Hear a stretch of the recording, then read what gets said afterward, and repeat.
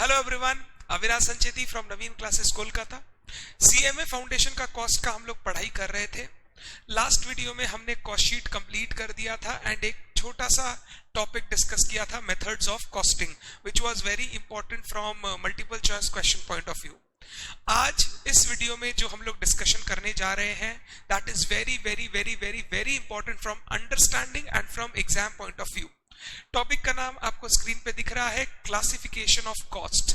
Institute के mat का page number 245, institute के मैट का पेज नंबर 245। स्टार मार्क कर लो टॉपिक को।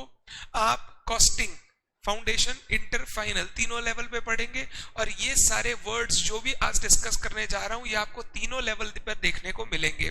प्लस मल्टीपल चॉइस क्वेश्चंस इस टॉपिक से भी बहुत इंस्टीट्यूट पूछता है, तो टॉपिक को अंडरस्टैंडिंग वाइज भी क्लियर रखना है and exam point of view से भी प्रिपेयर करना है। ये टॉपिक हो जाने से मैक्सिमम अपना काम सलट जाएगा। एक वीडियो में बनाऊंगा जहां पर सारे मल्टीपल चॉइस क्वेश्चन डिस्कस करूंगा और कुछ छोटे मिसलेनियस थ्योरी पॉइंट्स आपके साथ डिस्कस करूंगा। बट मेन वीडियोस जो है वो आज कंप्लीट हो जाएगा, फिर क्वेश्चंस वगैरह जो हम लोग क्वेश्चन पेपर का बात किए थे वो डिस्कस करेंगे। चलिए शुरू करते हैं। क्लासिफिकेशन ऑफ कॉस्ट, जो एक प्रोडक्ट या सर्विस को बनाने के लिए, प्रोवाइड करने के लिए खर्चे लगते हैं, कॉस्ट लगते हैं, उसको आप कई तरीके से क्लासिफाई कर सकते हो या कई तरीके से समझ सकते हो। हम लोगों को वही डिफरेंट डिफरेंट क्लासिफिकेशन में कॉस्ट को किस तरीके से देखा जाता है, समझा जाता है, उसको इस टॉपिक में डिस्कस करेंगे। आप देख सकते हो टोटल कितने ब्रॉड क्लासिफिकेशन है। पहला क्लासिफिकेशन आ गया बाय नेचर और एलिमेंट। बाय नेचर और एलिमेंट, मैंने आपके साथ element of cost already discuss कर लिया था। Material, labour, expenses. मटेरियल दो टाइप, डायरेक्ट, इनडायरेक्ट। लेबर दो टाइप, डायरेक्ट, इनडायरेक्ट। एक्सपेंसेस दो टाइप, डायरेक्ट, इनडायरेक्ट। सारे इनडायरेक्ट खर्चों को हम लोग बोलते थे ओवरहेड्स। ये सारा बात हमने डिस्कस किया। दूसरा बाय फंक्शन, यानी वो कॉस्ट किस काम में लग रहा है या किस पर्पस को सर्व कर रहा है। मैन्युफैक्चरिंग रिलेटेड कॉस्ट है, कमर्शियल कॉस्ट है। कमर्शियल कॉस्ट मतलब बिजनेस को चलाने का cost other than cost of manufacturing the product, जैसे एडमिनिस्ट्रेटिव का खर्चा, बिजनेस का एडमिनिस्ट्रेशन का खर्चा, सेलिंग डिस्ट्रीब्यूशन का खर्चा, इन सारे खर्चे को हम लोग कमर्शियल कॉस्ट बोलते हैं। फिर degree of traceability with the product, direct cost, indirect cost, आपके साथ ऑलरेडी डिस्कस किया हुआ है।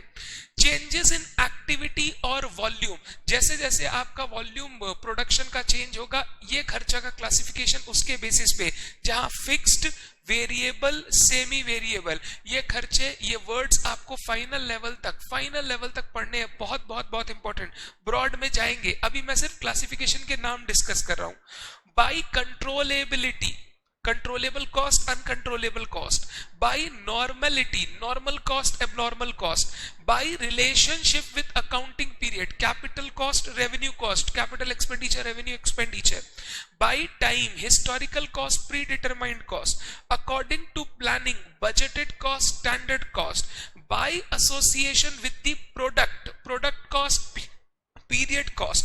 फॉर मैनेजेरियल डिसीजंस, आपको बहुत सारा सब क्लासिफिकेशन दिख रहा होगा। हम लोगों को टोटल 11 क्लासिफिकेशंस ऑफ कॉस्ट के बारे में जानना है। अब फाउंडेशन लेवल में इन सारी चीजों को अंडरस्टैंडिंग अगर बेसिक रखी जाए तो आगे आपको बहुत हेल्प मिलेगा। प्लस क्वेश्चन भी कैसे आते हैं वो आपको मल्टीपल चॉइस क्वेश्चन समझ के आंसर करना पड़ेगा। तो मैं जब आपको पढ़ाऊंगा कुछ रीड करने के लिए बोलूंगा, श्योरली उन चीजों को रीड करें, that will help you understand the topic and also answer the multiple choice question. चलिए हम लोग एक एक करके स्टार्ट करते हैं। सबसे पहला, बाय नेचर, एलिमेंट और एनालिटिकल फंक्शन।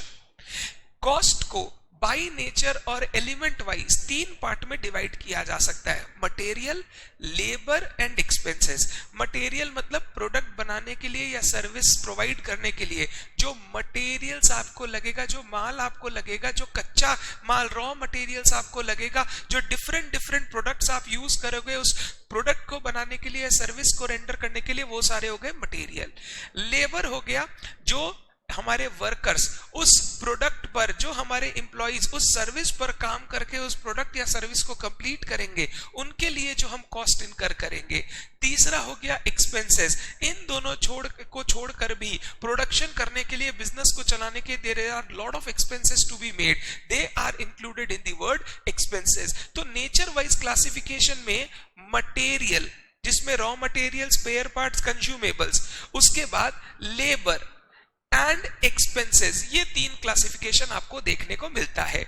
मटेरियल में आप जानते ही हो further 2 classification, direct, indirect. Labour में further 2 classification, direct, indirect. Expenses में फर्दर 2 क्लासिफिकेशन, डायरेक्ट, इनडायरेक्ट। याद करना, सारे डायरेक्ट कॉस्ट को मिला के क्या बनता था? Prime cost. सारे इनडायरेक्ट कॉस्ट को क्या बोलते थे? ओवरहेड्स।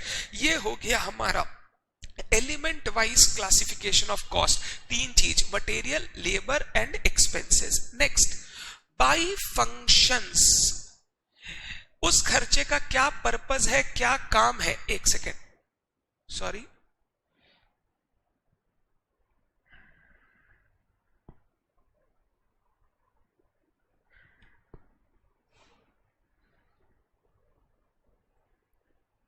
कुछ टेक्निकल प्रॉब्लम हो गया था, स्टार्ट करते हैं वापस। By function, that is functional classification of cost. Function से मेरा बेसिक मतलब है जो कॉस्ट आप इनकर कर रहे हो उसका मोटिव क्या है, इंटेंट क्या है, वो क्या पर्पस सर्व करेगा, उसके हिसाब से कॉस्ट को डिवाइड करना। 2 मेन क्लासिफिकेशन, एक हो गया मैन्युफैक्चरिंग एंड प्रोडक्शन कॉस्ट, दूसरा हो गया कमर्शियल कॉस्ट। मैन्युफैक्चरिंग कॉस्ट किसको बोलते हैं? Total of cost involve in manufacture, construction और fabrication of units of production. Commercial cost, total of cost incurred in operation of a business undertaking other than cost of manufacturing, उसको बोलते हैं commercial cost. यहां पे administrative cost, selling and distribution cost. और ये already हमने cost sheet बनाते समय सीखा था। डायरेक्ट कॉस्ट आ गया सबसे पहले, प्राइम कॉस्ट, फिर फैक्ट्री ओवरहेड, ये सारा मैन्युफैक्चरिंग कॉस्ट होता है। इसके बाद आता है कमर्शियल कॉस्ट, जहां पे office administrative expenses, selling, distribution expenses हमने लिया था। तो ये 2 पार्ट में हम डिवाइड करते हैं, एक मैन्युफैक्चरिंग करने का खर्चा, दूसरा मैन्युफैक्चरिंग के साथ साथ बिजनेस को ऑपरेट करने का, गुड्स को बेचने का खर्चा। तो फंक्शन वाइज 2 क्लासिफिकेशन, बोलो मैन्युफैक्चरिंग एंड कमर्शियल। अभी तक 2 पढ़ा। Nature wise classification, material, labour, expense. Function wise classification, manufacturing cost and commercial cost. Commercial cost includes administrative overhead, selling and distribution overhead. आगे चलते हैं। Bye degree of traceability with the product, direct and indirect material, direct and indirect cost. इसके बारे में क्या discuss किया था? अगर कोई खर्चा ऐसा है जो किसी प्रोडक्ट को देखकर आप डायरेक्टली ट्रेस कर सको, समझ सको, उसको कंप्यूट कर सको, कैलकुलेट कर सको, मेजर कर सको, ऐसे खर्चे को हम लोग बोलते हैं डायरेक्ट कॉस्ट। जैसे एक शर्ट को बनाते समय फैब्रिक कितना लगा है वो मेजर किया जा सकता है, उसका कॉस्ट मेजर किया जा सकता है। तो फैब्रिक का खर्चा in manufacturing of a shirt is a direct cost. Indirect cost on the other hand are those costs that cannot be traced with the product, या जिनका मेजरमेंट कर पाना कन्वीनियंट या इजी नहीं है, डायरेक्टली विद द प्रोडक्ट उसका measurement difficult है, उन खर्चों को हम लोग इनडायरेक्ट कॉस्ट बोलते हैं। सारे इनडायरेक्ट कॉस्ट को क्या नाम दिया गया? ओवरहेड। सारे डायरेक्ट कॉस्ट का टोटल करते हैं तो क्या निकल के आता है? Prime cost. पढ़ते हैं। Total cost divided into direct indirect cost.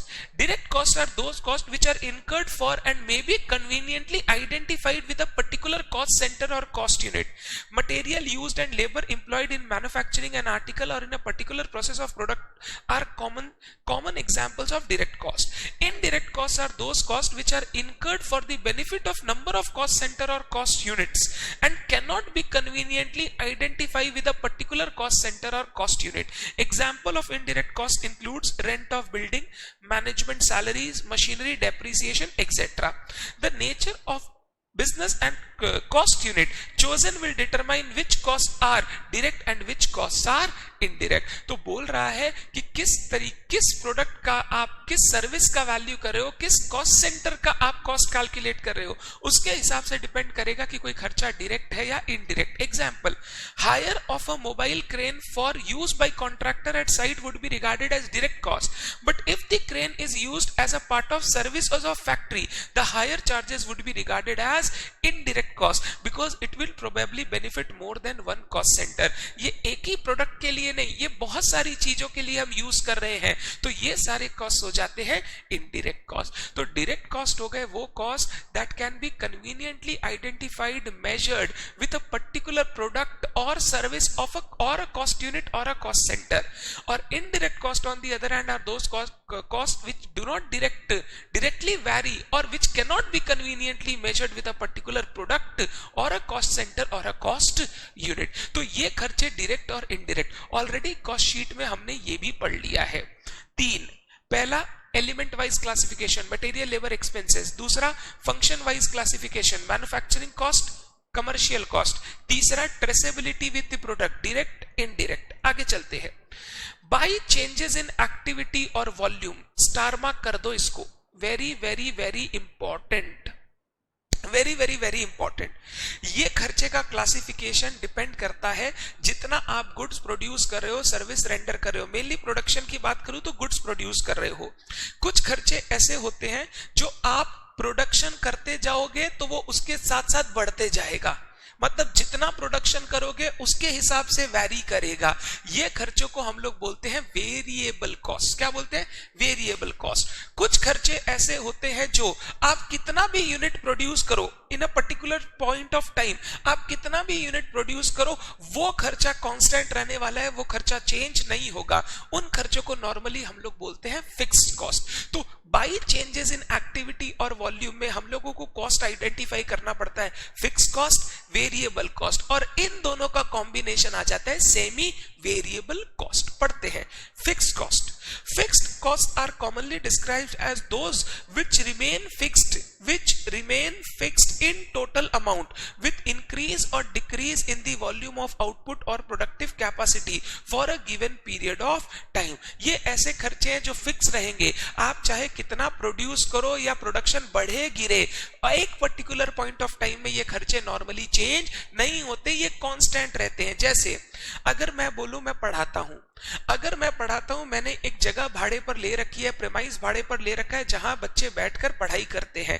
ये जो रेंट है इस जगह का, ये रेंट मेरे लिए फिक्स कॉस्ट है। अब मेरे यहाँ एक बच्चा आए तो भी मेरे को 50,000 रुपए महीने का रेंट देना है, मेरे यहाँ 100 बच्चे आए तो भी 50,000 रुपए महीने का रेंट देना है। तो ये रेंट ऑफ बिल्डिंग जो मेरा खर्चा है, ये खर्चा मेरे लिए फिक्स कॉस्ट है, because it will remain constant in total with increase और decrease in output for a given period of time. कोई फर्क नहीं पड़ेगा इस खर्चे में, ये खर्चा तो लगेगा ही।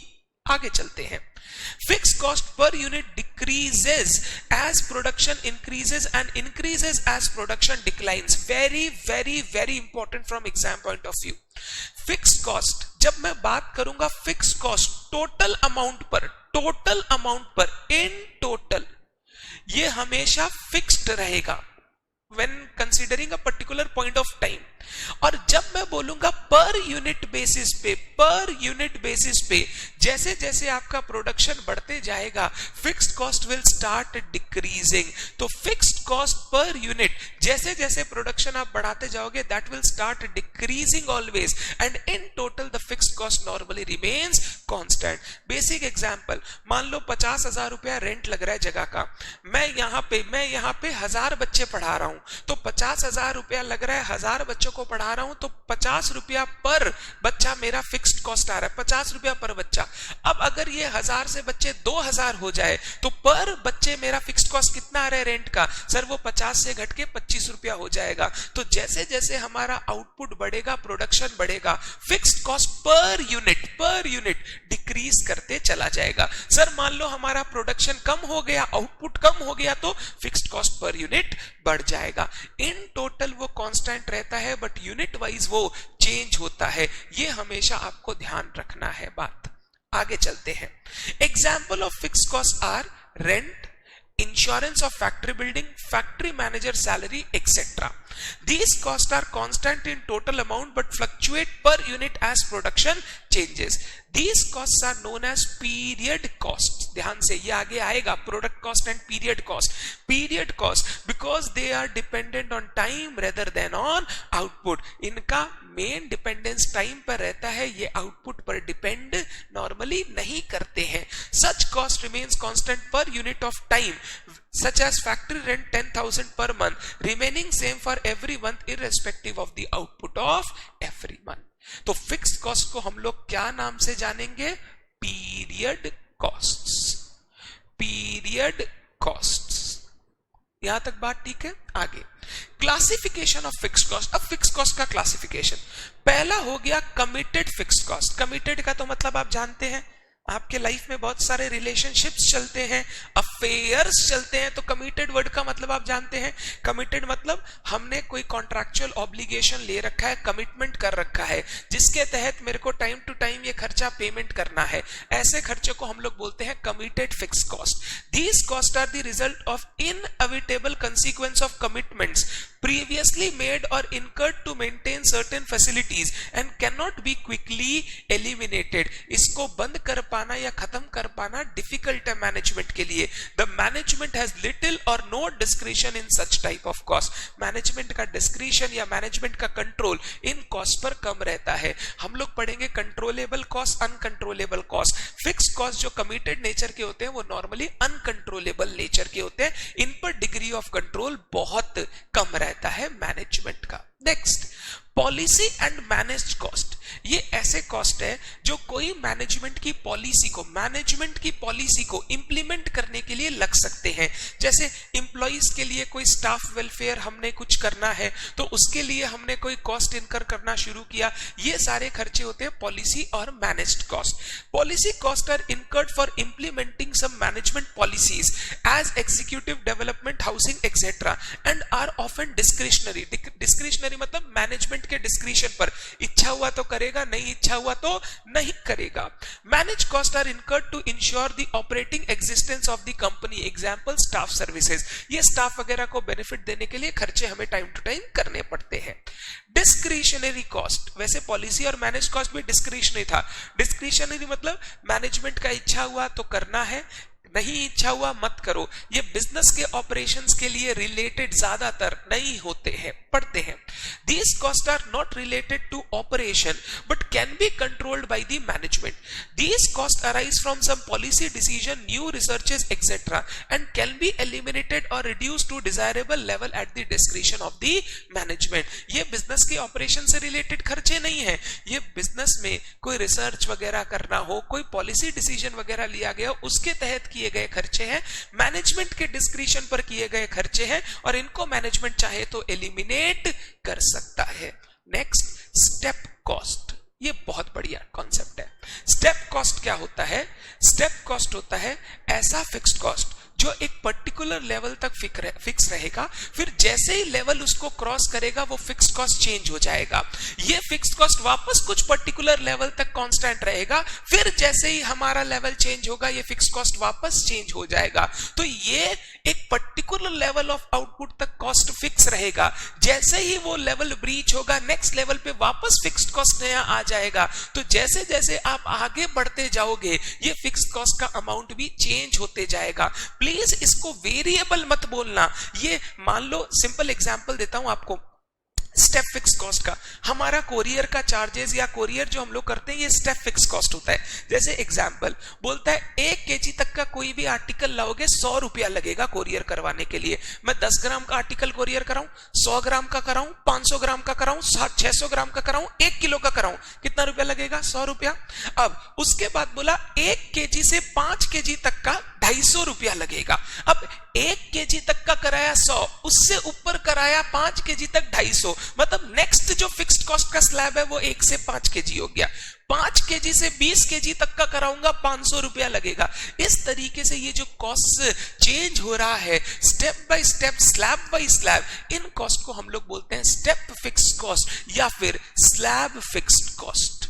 ये पर्टिकुलर स्लैब के हिसाब से फिक्स रहता है एंड जैसे जैसे स्लैब चेंज होता है वो फिक्स्ड कॉस्ट का वैल्यू भी चेंज होते रहता है। नॉर्मली अगर प्रोडक्शन के लिए बात करूं, कोई भी प्रोडक्शन फैसिलिटी का एक पर्टिकुलर लिमिट होता है, कैपेसिटी होता है बनाने का। अगर उस कैपेसिटी से ऊपर आपको बनाना है तो आपको एडिशनल कॉस्ट इनकर करने पड़ते हैं। तो एक पर्टिकुलर कैपेसिटी तक फिक्स रहेगा फिक्स्ड कॉस्ट, फिर जैसे उस कैपेसिटी से आगे जाओगे एक्स्ट्रा फिक्स्ड कॉस्ट इनकर करना पड़ेगा। These type of fixed cost are known as slab fixed cost. तो फिक्स्ड कॉस्ट में 4 चीज पढ़ा, committed, policy and managed cost, discretionary cost and number 4 slab fixed cost. आगे Variable costs. Variable costs are those which vary in total in direct proportion to volume of output. जैसे जैसे आप output या production बढ़ाते जाओगे ये खर्चा ज्यादा लगते जाएगा. These costs per unit remain relatively constant with changes in production. Total में अगर मैं बात करूं खर्चा लग कितना रहा है, in total variable cost will always vary, but जब पर यूनिट की बात आएगी ना, variable cost normally remains constant या फिक्स्ड. एग्जांपल दे रहा हूं, एक यूनिट बनाओगे, मान लो पेन बना रहा हूं, पेन बनाने के लिए प्लास्टिक लगेगा मेरे को जिससे बॉडी वगैरह बनेगा. एक यूनिट पेन बनाने के लिए 1 रुपए का प्लास्टिक लगेगा. अब मैं 1000 यूनिट बनाऊंगा तो 1000 रुपए का प्लास्टिक, 10,000 रुपए यूनिट बनाऊंगा तो 10,000 रुपए का प्लास्टिक, 5 लाख यूनिट बनाऊंगा तो 5 लाख रुपए का प्लास्टिक. यानी जैसे जैसे आप प्रोडक्शन चेंज कर रहे हो ये कॉस्ट वैरी होते जा रहा है, चेंज होते जा रहा है. बट अगर पर यूनिट इसको कैलकुलेट करोगे ना, normally per unit it will remain same. हाँ, बहुत ज्यादा खरीद लोगे, बल्क डिस्काउंट वगैरह मिलेगा, but relatively it will remain constant over जितना आप यूनिट्स बनाते जाओगे, प्रोडक्शन करते जाओगे. तो always remember fixed cost in total remains fixed but per unit varies. Variable cost per unit remains fixed but in total varies. आगे, thus variable cost fluctuate in total amount but tend to remain constant per unit as production activity changes. Example are direct material cost, direct labor cost, power repairs, etc. Such costs are known as product cost ध्यान से, because they depend on the quantum of output rather than on time. तो दो word पढ़ा, product cost, period cost. Product cost हो गया जो production के साथ वैरी करेगा, वेरिएबल कॉस्ट. पीरियड कॉस्ट हो गया जो टाइम के साथ वैरी करेगा, प्रोडक्शन के साथ कोई मतलब नहीं है, उनको बोलते हैं पीरियड कॉस्ट. ठीक है. सेमी वेरिएबल कॉस्ट, ऐसा खर्चा जिसमें दोनों का एलिमेंट है, कुछ पोर्शन फिक्स्ड है, कुछ पोर्शन वेरिएबल है, उसको सेमी वेरिएबल कॉस्ट बोलते हैं. एग्जाम्पल, आप टैक्सी में बैठते हो या आप फोन का जो लैंडलाइन है उसका आपने सब्सक्रिप्शन ले रखा है. टैक्सी में बैठते हो तो पहला 2 किलोमीटर तक 30 रुपया भाड़ा, उसके बाद हर किलोमीटर का 24 रुपया भाड़ा जुड़ते जाएगा. तो ये हो गया सेमी वेरिएबल कॉस्ट. कुछ पोर्शन तक फिक्स्ड है, उसके बाद भाड़ा आपका वैरी करना शुरू करेगा जितना भी आप काम करोगे. टेलीफोन का एग्जांपल दिया, 200 रुपया प्रति महीने आपका बिल आएगा, यूज करो या मत करो. उसके बाद उसमें सर्टेन यूनिट्स आपको फ्री देता है, उसके बाद पर यूनिट कॉल का आपका 1 रुपया पर मिनट मान लो, तो उस तरीके से वो वेरिएबल बन जाता है. ऐसे खर्चों को हम लोग बोलते हैं semi variable cost. A cost which is having the element of both fixed cost and variable cost are known as semi variable cost. 4 पढ़ लिया, आराम से पढ़ो, हड़बड़ी नहीं है, 4 पढ़ लिया. पहला, element wise classification, material, labour, expenses. दूसरा हमने पढ़ा फंक्शन वाइज क्लासिफिकेशन, मैन्युफैक्चरिंग, और दूसरा कमर्शियल. तीसरा हमने पढ़ा ट्रेसेबिलिटी, डायरेक्ट, इनडायरेक्ट. चौथा हमने पढ़ा चेंजेस इन वॉल्यूम और आउटपुट, इसमें पढ़ा fixed cost, variable cost, semi variable cost. Fixed cost में 4 पढ़ा, 4 committed, policy, discretionary, and number 4 step fixed cost या स्लैब फिक्स्ड कॉस्ट. आगे चलो, एग्जाम्पल बेसिक समझ में आ रहा है. Next, by controllability. कुछ खर्चे ऐसे होते हैं जो मैनेजमेंट अपने डिसीजन से, अपने काम से कंट्रोल कर सकता है, उन कॉस्ट को हम लोग बोलते हैं कंट्रोलेबल कॉस्ट. कुछ कैश कॉस्ट ऐसे होते हैं जो मैनेजमेंट अपने डिसीजन से कंट्रोल नहीं कर सकता, ये लगेंगे ही, उन खर्चों को हम लोग बोलते हैं uncontrollable cost. Normally committed fix cost uncontrollable cost की कैटेगरी में आता है. वहीं कंट्रोलेबल कॉस्ट में आपके जो वेरिएबल कॉस्ट वगैरह हो गए या फिर डिस्क्रिशनरी फिक्स कॉस्ट जो हो गए वो कंट्रोलेबल कॉस्ट होते हैं, जिनको time to time management control कर सकता है. Controllable cost are those which can be influenced by the action of specified member of undertaking, that is to say cost which are at least partly within the control of the management. Example देख लो, all direct cost including direct material, direct labour, some of the overhead expenses are controllable by lower level of management. Uncontrollable which cannot be influenced by the action of specified member of undertaking, which are not within the control of the management. Most of the fixed costs are uncontrollable. Example, rent of building, manager salaries, ये सब controllable नहीं है. तो bye controllability आ गया 2, controllable, uncontrollable. एक खर्चा ऐसा हो सकता है कि एक मैनेजमेंट के लिए कंट्रोल करना पॉसिबल है बट दूसरे के लिए कंट्रोल करना पॉसिबल नहीं है। कोई फिक्स्ड एग्जाम्पल कभी भी नहीं हो सकता, बट कंट्रोलेबल अनकंट्रोलेबल में नॉर्मली जो खर्चा मैनेजमेंट अपने डिसीजन से कंट्रोल कर सकता है, नॉर्मली जो वेरिएबल कॉस्ट होते हैं या डिस्क्रिशनरी फिक्स कॉस्ट होते हैं वो कंट्रोलेबल होते हैं, जो कमिटेड फिक्स कॉस्ट होते हैं वो अनकंट्रोलेबल होते हैं। 5 पढ़ लिया, 5 ऊपर जा रहा हूं, अब इसको भी देखते रहो, नाम याद रहेगा।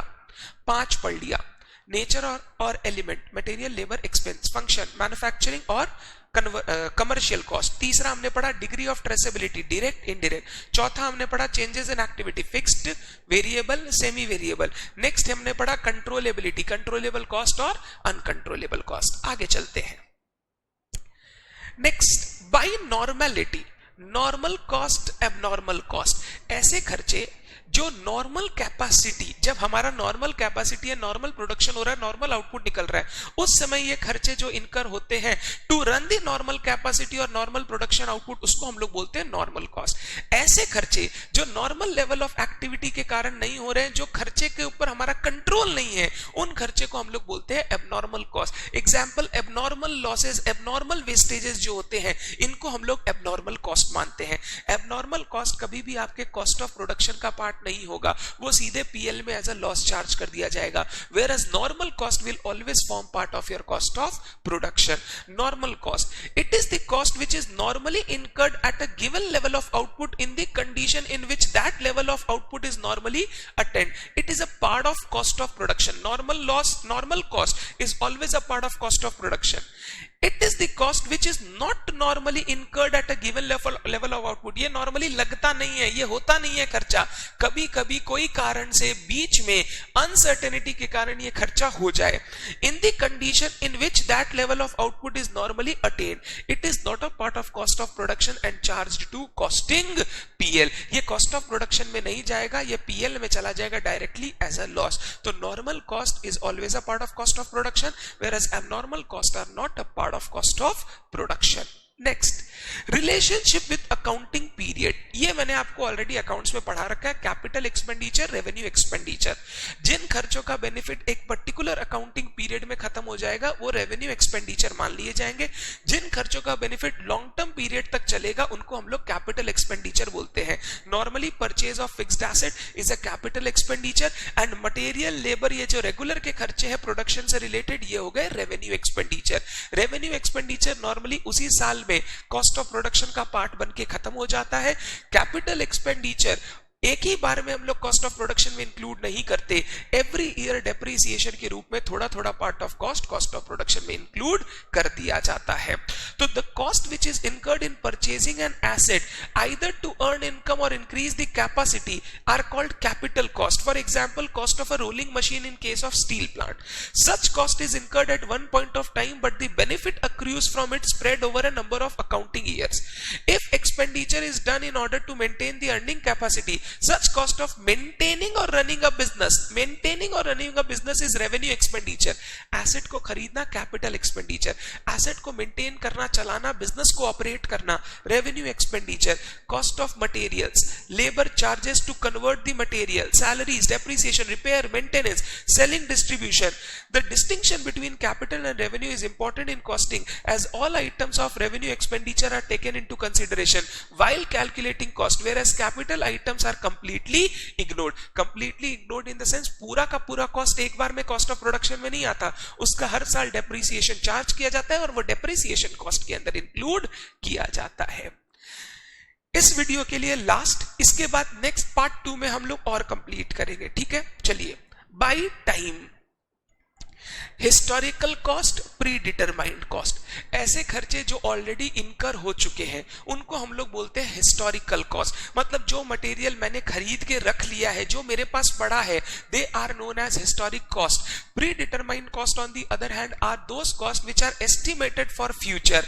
ऐसा कोई ऑर्डर आया, कोई जॉब आया जो हमारे पास आने वाला है, अब उसमें क्या क्या खर्चा लगेगा और किस हिसाब से मैं सेलिंग प्राइस कोट करूं, उसके लिए जो हम एस्टिमेशन करते हैं उन खर्चों को हम लोग बोलते हैं predetermined cost. The cost which are ascertained after being incurred are called historical cost. Such costs are available only when the production of particular things has already been done.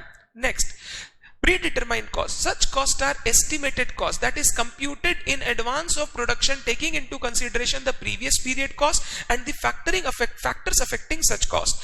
Predetermined cost determined on scientific basis becomes standard cost. हम लोग पढ़ेंगे next video में budgeted cost, standard cost. तो standard cost क्या होता है? जो खर्चा आप प्रायर बेसिस पे एस्टिमेट करते हो कि किसी भी प्रोडक्ट को, ऑर्डर को, जॉब को या पर्टिकुलर ईयर में काम करने में क्या क्या खर्चा लगने वाला है, depending on the production that में take place during that year, उनको हम लोग बजटेड कॉस्ट, स्टैंडर्ड कॉस्ट बोलते हैं. तो ये जो हम लोग एस्टिमेशन कर रहे हैं before the production of a particular good service, उन खर्चों को हम लोग बोलते हैं प्री डिटरमाइंड कॉस्ट. तो हमने टोटल 8 क्लासिफिकेशन पढ़ लिए. 8 एक बार वापस देख लो. नेचर और element, material, labour, expenses. Functional classification में मैन्युफैक्चरिंग, कमर्शियल. फिर degree of traceability, direct, indirect. Changes in activity volume, fixed, variable, semi variable.